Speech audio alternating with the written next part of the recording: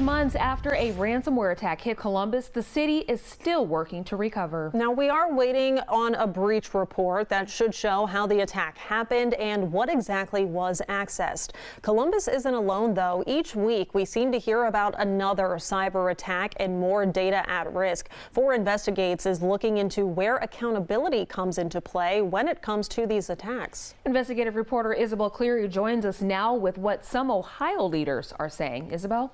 Jennifer, Sierra, sometimes it's not just the criminals who are at fault. Last October, Ohio Attorney General Dave Yost and 49 other attorney generals reached a settlement with Marriott International following a multi-year data breach. More than $1.5 million went to Ohio.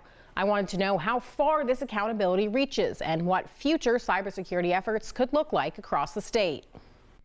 When the ransomware attack hit Columbus, the city did not have cyber insurance, something that would cover liability for a data breach. So the cost of the breach is on the taxpayers. Are there any plans to kind of pursue accountability or legal action against the city for this breach? So my staff is staying in contact with the city and, learning about this at a relatively slow pace. Whether there's any action to be taken is a decision for the future. We're watching it, and this was a pretty significant breach. I am very hopeful that Mayor Ginther is going to spend the money and make the effort to make sure that something like this doesn't happen again. As cyber attacks continue to happen, cybersecurity conversations are becoming more common between Ohio leaders. Well, it ought to be a bigger conversation, but I hope the outcome of that conversation is not lawsuits. I hope it's better cybersecurity.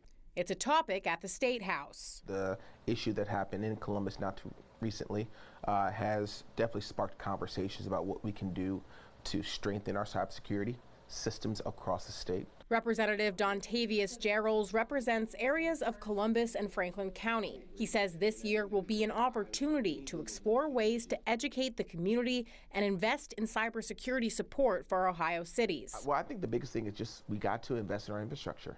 Like, we have to. And so when we have an aging infrastructure in a rapidly growing city, such as Columbus, you can see these issues begin to occur, unfortunately. And so, Gerald said he believes this is an issue that crosses both sides of the aisle. I think there is a bipartisan opportunity with protecting our constituents.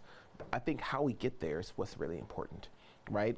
Because we are looking at a budget that we don't have a lot of funds, right? And so we have to think creatively about what can be possible.